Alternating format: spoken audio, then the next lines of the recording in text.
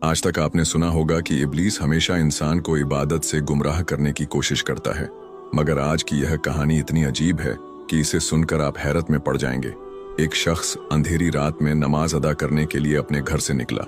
रास्ता बहुत अंधेरा था और चलते हुए उसे ठोकर लग गई। वह मुंह के बल गिर पड़ा और कीचड़ से लथपथ हो गया। गंदे कपड़े देखकर वह वापस घर लौटा, लिबास बदला और फिर से मस्जिद की ओर रवाना हुआ। अभी कुछ ही कदम चला था कि उसे दोबारा ठोकर लगी और वह फिर गिर पड़ा, मगर उसकी हिम्मत कम न हुई। वह फिर घर लौटा, कपड़े बदले और एक बार फिर मस्जिद की ओर बढ़ा। इस बार जब वह घर से बाहर निकला तो दरवाजे पर एक अजनबी खड़ा था, जिसके हाथ में एक चमकता हुआ चिराग था। अजनबी चुपचाप उसके आगे आगे मस्जिद की तरफ चल पड़ा। चिराग की रोशनी में इस बार रास्ता साफ नजर आ रहा था और वह बिना किसी मुश्किल के मस्जिद पहुंच गया।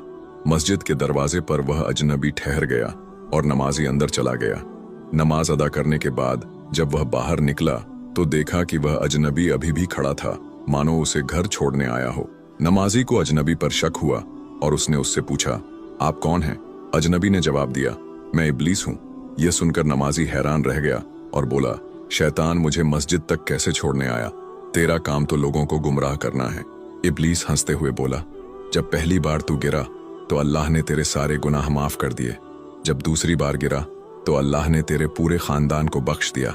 मुझे डर था कि अगर तू तीसरी बार गिरा तो अल्लाह पूरे गांव को बख्श देगा, इसलिए मैं चिराग लेकर आया ताकि तू बिना गिरे मस्जिद पहुंच जाए। यह सुनकर नमाजी की आंखों में आंसू आ गए।